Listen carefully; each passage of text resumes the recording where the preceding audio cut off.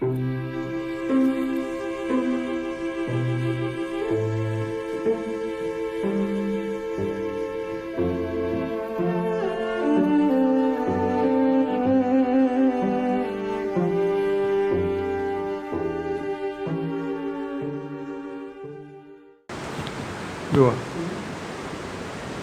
te roubar de novo.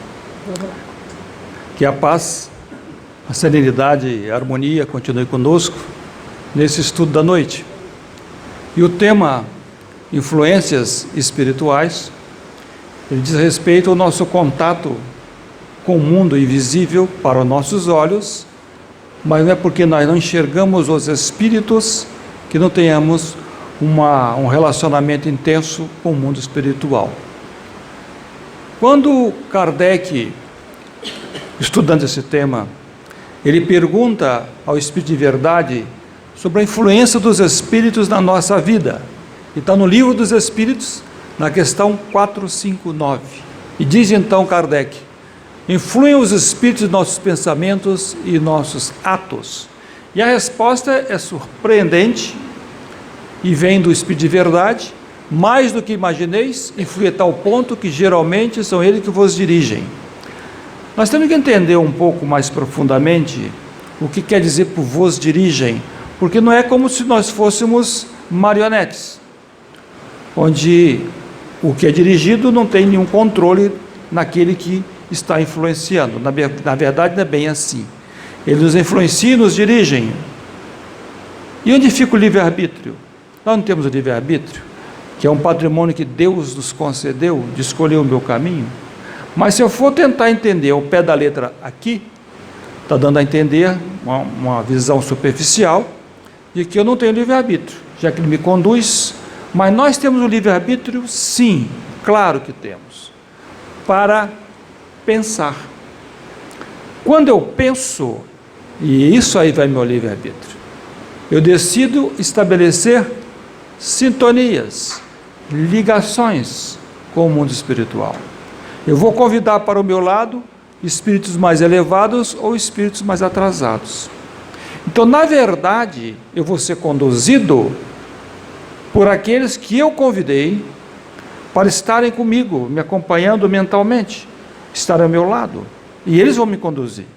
Então, o meu livre-arbítrio vai na escolha que eu faço, na medida que eu penso coisas boas ou coisas ruins. Tem uma obra muito interessante de Ivone Pereira.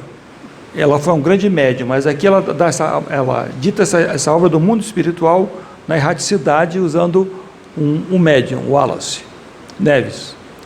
Encontros com Jesus. E descreve com detalhes esse encontro do mestre com o obsidiado de Gadara. Jesus foi a essa região, atendendo às preces da mãe desse jovem. Esse jovem estava andando pelo cemitério, pelos campos, desnudo, gritando, completamente obsediado. Ele era dado muita a farras, festas, e ele acabou se sintonizando com os espíritos obsessores. Então Jesus vai lá e vai curá-lo. E está no Evangelho de Marcos, quando Jesus se aproxima do obsidiado e pergunta: qual é o teu nome? E ele diz: Legião, porque eram muitos espíritos, não era um só, eram muitos espíritos com aquele jovem. E Jesus consegue curá-lo. Na Toda Boa Nova, em várias etapas que Jesus ministrou para nós o seu ensinamento durante 3 anos, várias vezes ele vai estar encontrando com esses espíritos obsessores, que na época chamavam endemoniados. A pobreza de linguagem que hoje nós espíritos falamos, espíritos obsessores. E outro evento, depois de Jesus ter orado no Monte Tabor, ele desce e encontra uma criança também obsediada e cura essa criança. E seus discípulos não haviam conseguido curar. Então Jesus fala acerca da fé. Se tivesse fé do tamanho de um grão de mostarda, conseguiria mover montanhas. Então o que o mestre quer dizer que na lida, no trabalho com as questões obsessoras, nós temos que nos preparar muito. Jesus fala: esse tipo de espíritos com que ele conseguiu libertar, você só consegue através do jejum e da oração. Do jejum das coisas erradas, dos equívocos da vida. E da oração esse permanente contato com o mundo espiritual. Então nós, espíritas, se nós trabalhamos a serviço do espiritismo, ou se nós temos algum problema obsessivo, mais do que nunca nós temos que buscar o jejum, que seria evitar coisas equivocadas, e fortalecer nossa fé em Deus através da oração. Mas quem são esses espíritos, então, dito endemoniados? Algumas religiões, algumas correntes filosóficas, católica, protestante, falam de uma luta no céu, onde o espírito Lúcifer, ele se revoltou contra Deus e foi banido do céu. E hoje ele comanda as forças trevosas na terra. Ora, a visão espírita não é bem assim. Deus é onipresente, onisciente, ele jamais criaria um espírito que pudesse fracassar dessa forma. Não é isso que aconteceu.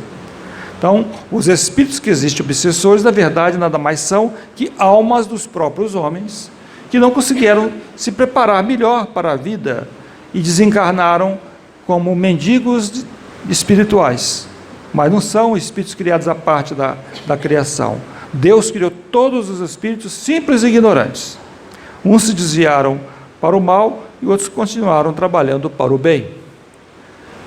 Esse senhor que está deitado aqui nessa cama e está já quase desencarnando, a gente vê que o espírito dele, a alma dele, está muito parecido com o corpo físico.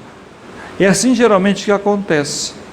O nosso corpo espiritual, ele é extremamente parecido com o nosso corpo físico. Ele é plasmático, ele vai se adaptando, pelo menos naquela fase que a gente desencarna.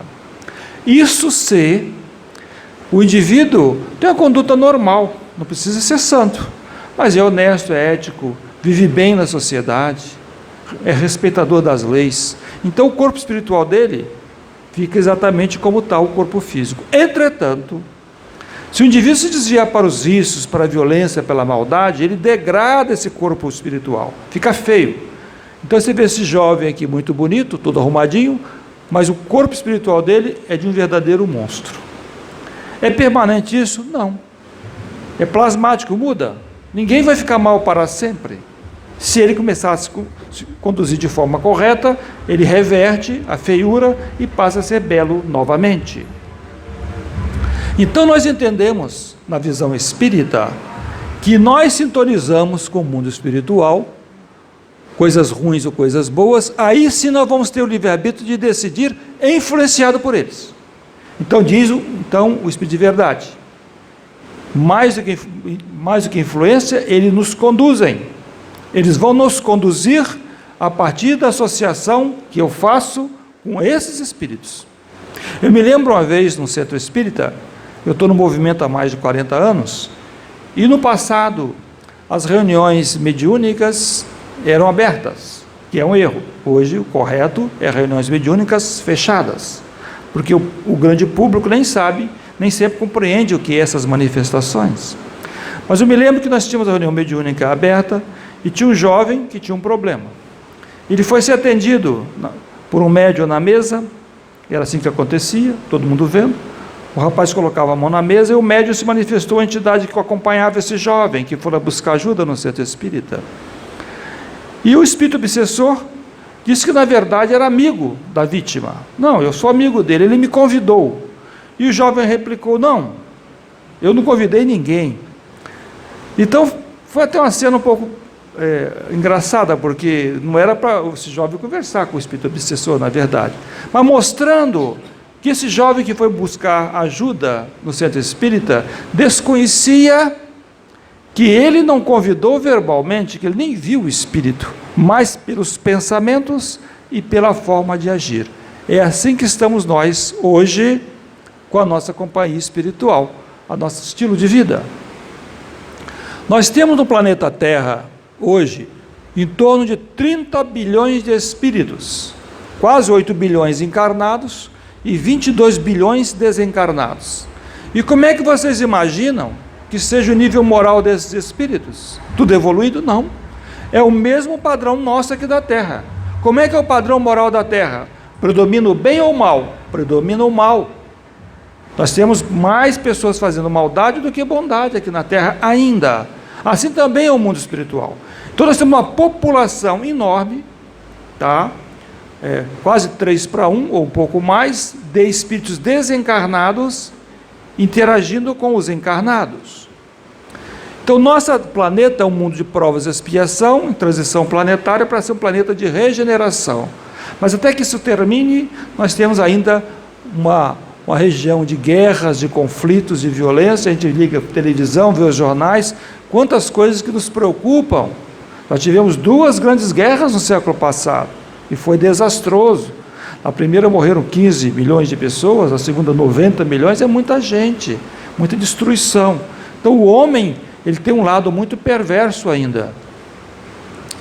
Por isso que hoje, no planeta Terra, das pessoas que desencarnam, mais de 60% vai passar uma temporada no umbral. Fica lá porque não se preparou adequadamente. Não é que seja essencialmente má, mas se deixa levar pelos vícios, não se trabalha espiritualmente, não frequenta uma religião, não busca se conduzir.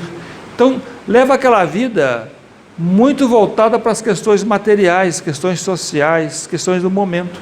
Não tem uma visão de futuro. Ele não imagina que ele é imortal, mas não o corpo físico. Então imagina nós, se fôssemos convidados para uma viagem em um país longínquo, na Ásia, que nós nunca ouvimos falar. A gente vai pegar um livro, entrar no Google, pesquisar, saber como é que é esse país que eu vou viajar. Agora, e a vida após a vida? Não é muito mais importante do que visitar um país na Ásia? Então nós temos que buscar olhar essa vida atual, nosso estilo de vida, que é transitório. Nós somos espíritos eternos, somos espíritos vivenciando uma experiência no mundo material, não o contrário. Então nós temos que valorizar essa busca espiritual. E a doutrina espírita, com muita base, muita propriedade, explica que desencarnar não é passaporte de angelitude, nem de se tornar mal. Nós somos o que somos. O fulano desencarnou, o fulano morreu. Era tão bonzinho, não era nada. Parece que quem morreu ficou bom. Não, ele é o que ele é.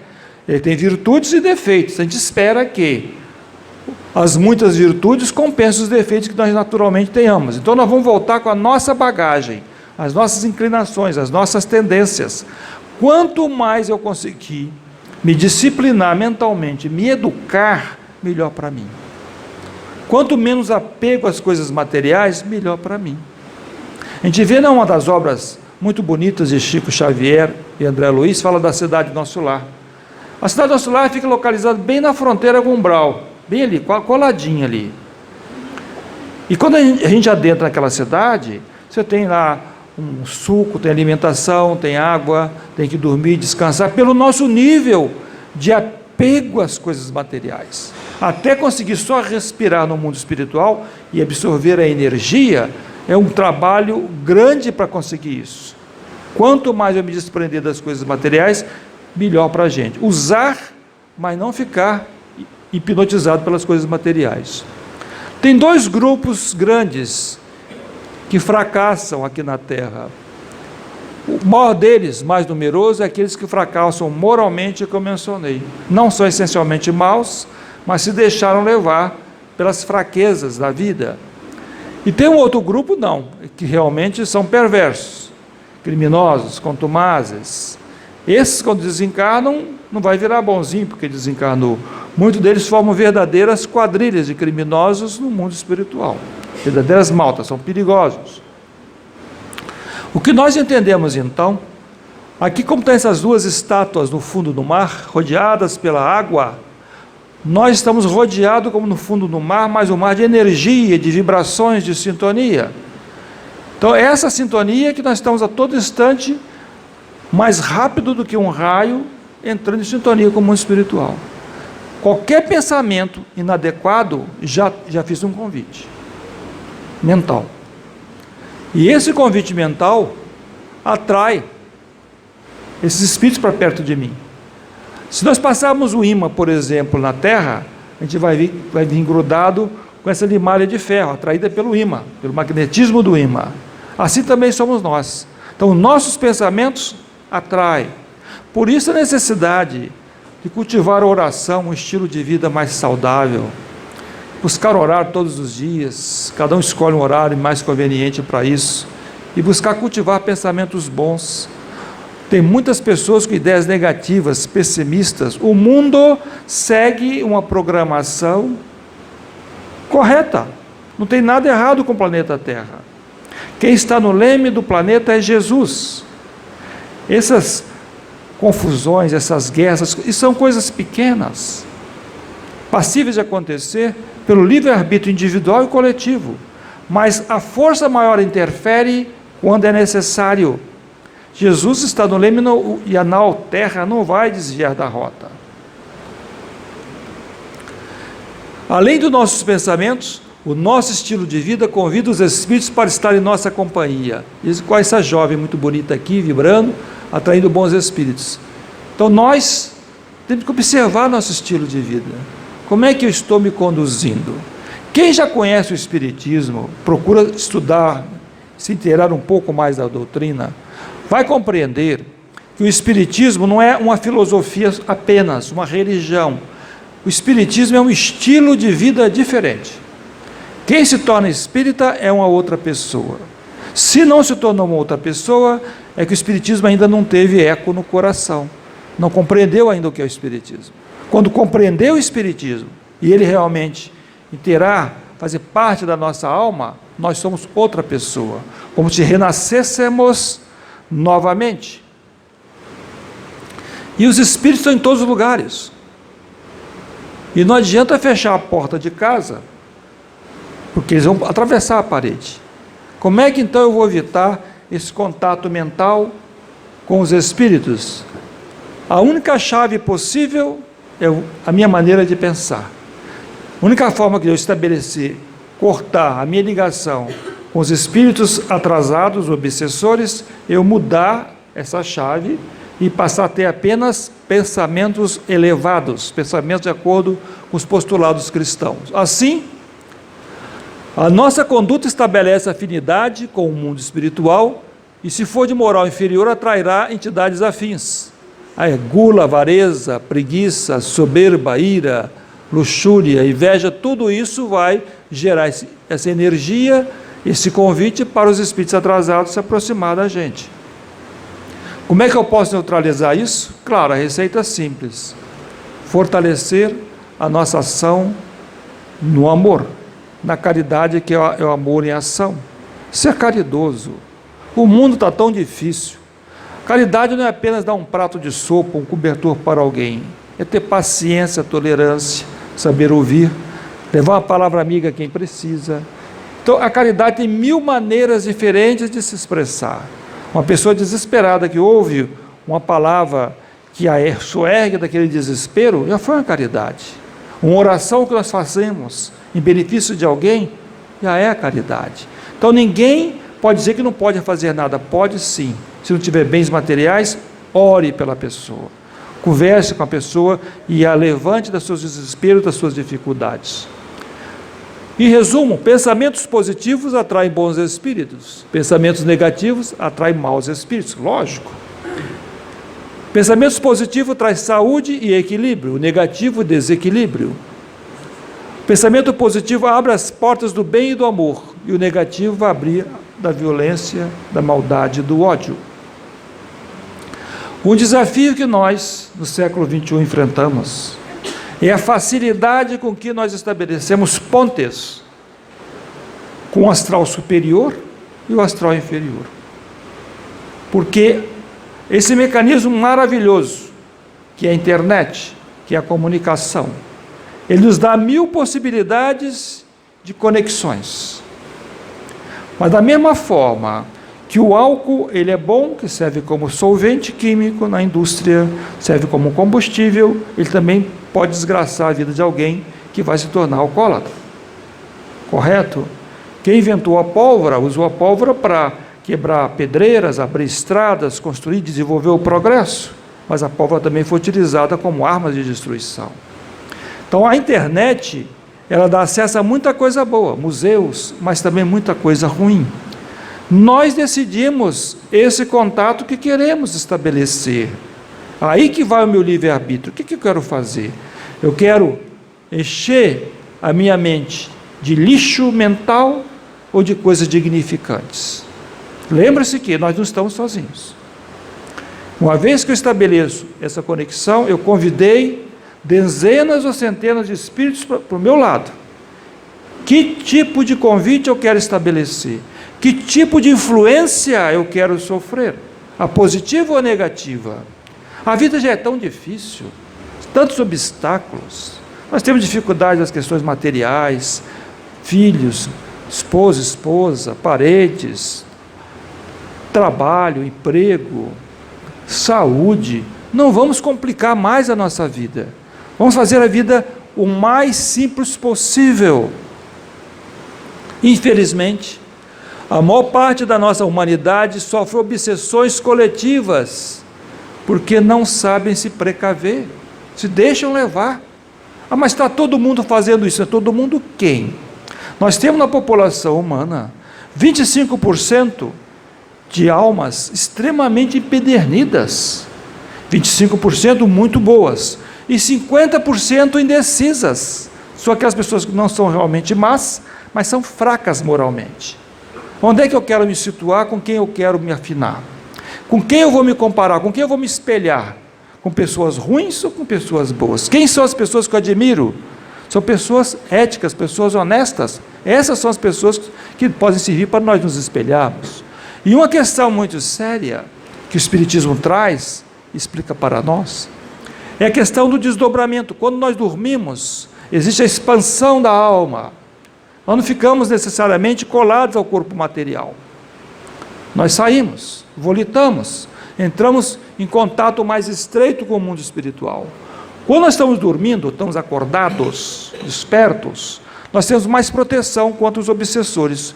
Mas quando nós estamos fora do corpo, embora parcialmente, que estamos ligados para os fios ao corpo físico, os obsessores atuam mais fortemente sobre nós. Por isso que o preparo para dormir é muito importante. Quando nós dormimos, pela nossa densidade moral, eu posso me projetar para planos mais elevados ou ficar realmente nas regiões do umbral. A pessoa conversa, nossa, eu levantei hoje brigando com a sombra. Você levantou brigando com a sombra? Será que você foi para um plano elevado ou foi lá para as regiões do umbral? A gente vai saber. Todo dia que eu acordo eu estou muito mal-humorado. Por que você está mal-humorado? Onde é que você andou à noite? Para despertar mal-humorado. Então, vamos usar o conhecimento espírita com inteligência, raciocínio lógico e sermos sensatos, porque nós podemos nos projetar ir para planos elevados ou para centro espírita. O centro espírita não fecha as portas, ele funciona 24 horas do mundo espiritual, cursos, treinamentos. Nós vamos estar onde estiver os meus ideais. Qual é o meu ideal de vida? O que realmente eu aspiro? Ali onde está o meu coração, eu vou me situar.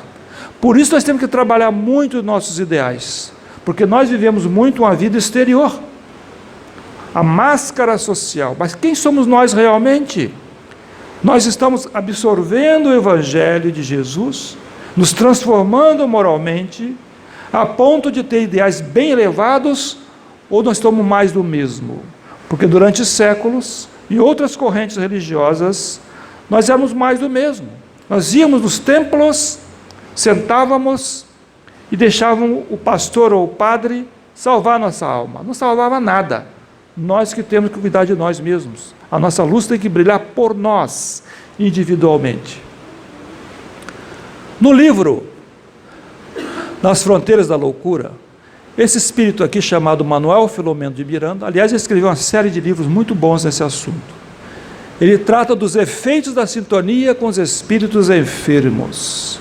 Diz ele então, moléstias espirituais graves podem se instalar no perispírito nos processos obsessivos. Então, se nós entramos em contato com o obsessor, as enfermidades dele passam para o nosso corpo espiritual e depois do corpo espiritual vai passar para o nosso corpo físico e nós vamos ficar doentes, vamos ficar enfermos.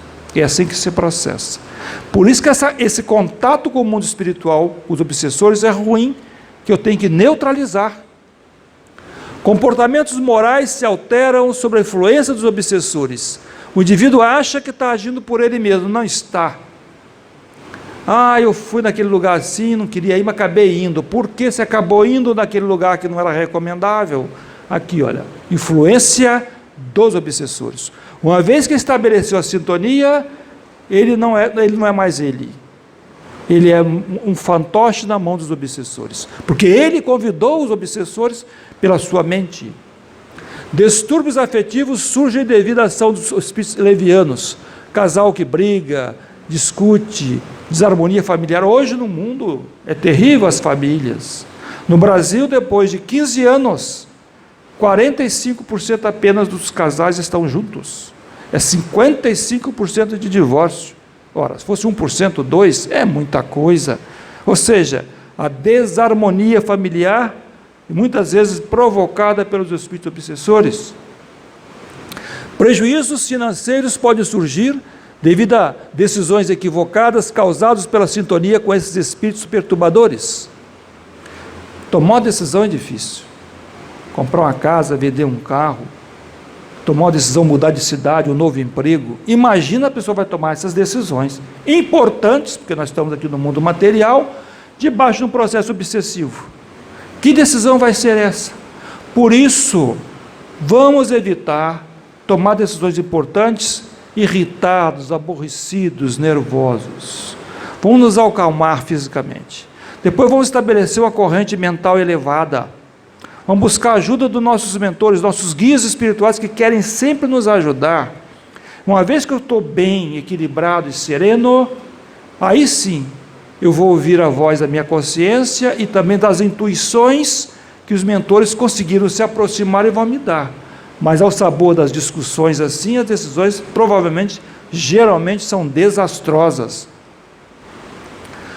Os obsessores provocam homicídios, suicídios, overdose e vícios. Claro, nós temos inimigos do mundo espiritual, encarnações passadas. E muitas vezes eles vão buscar nos levar para os caminhos equivocados do processo obsessivo.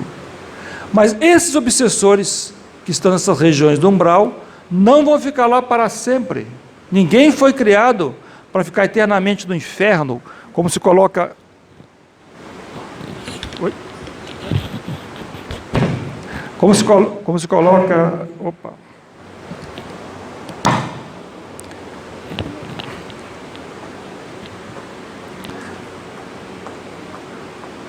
Acho que caiu o som. Experimenta. Ok, tá. Deu? Nada como ter um especialista em som. Mas ninguém foi criado para ficar, chance de pecados que não tem o inferno eterno, isso não existe. Errou, você vai passar por um período de turbulência, um período de dificuldade, mas vai ter chance de se recuperar.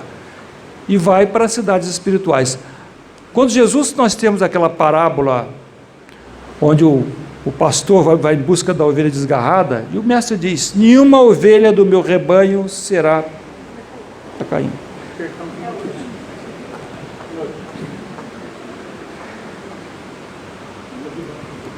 Ok.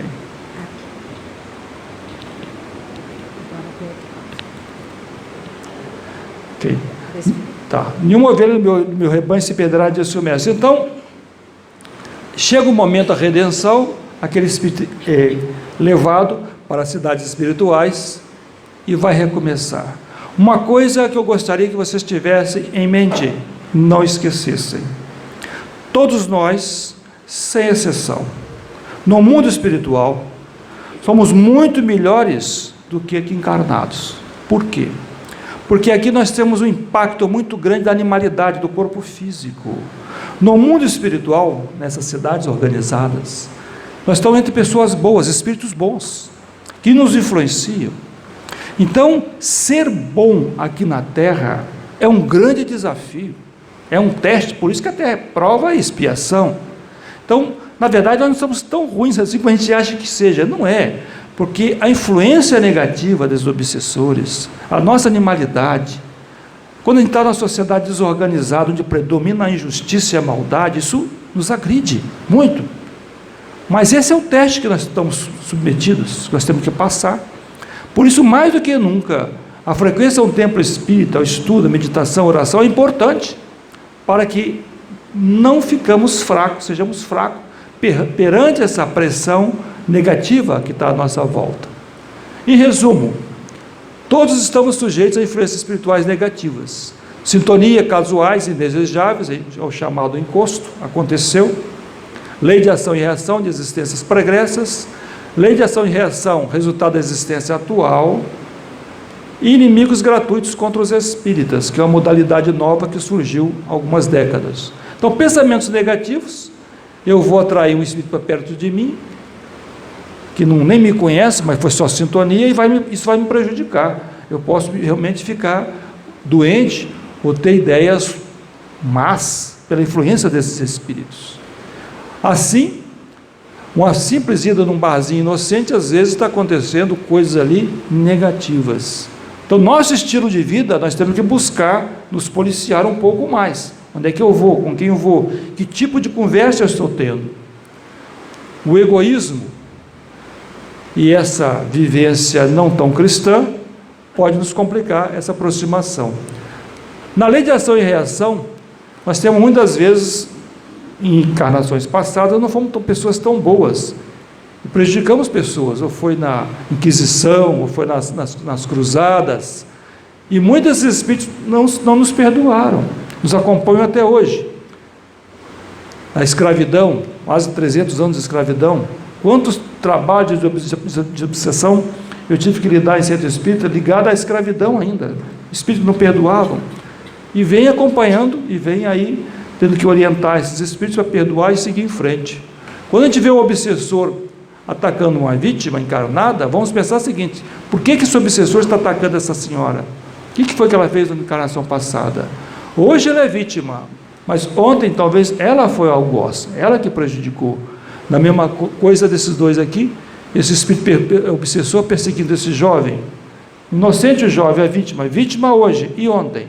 Então, em todo o trabalho obsessivo, nós temos que ver os dois, o obsessor e a vítima, na verdade, são vítimas necessitadas de amparo. Na lei de ação e reação, na atual existência, será que nós estamos realmente nos conduzindo de forma cristã?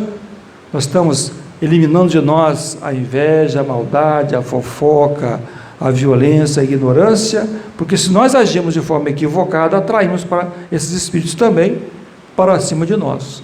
E esse parasitismo, diferente do encosto, ele é mais profundo, ele é mais perturbador, como esse espírito verdadeiro povo, tal nível de aproximação que aconteceu.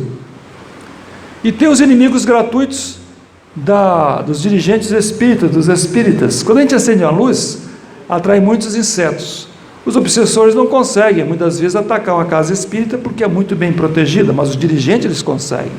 Então, essas organizações criminosas que eu mencionei, dirigidas por espíritos realmente do mal, que querem prejudicar as casas espíritas, eles atacam os espíritos tentando perturbá-los.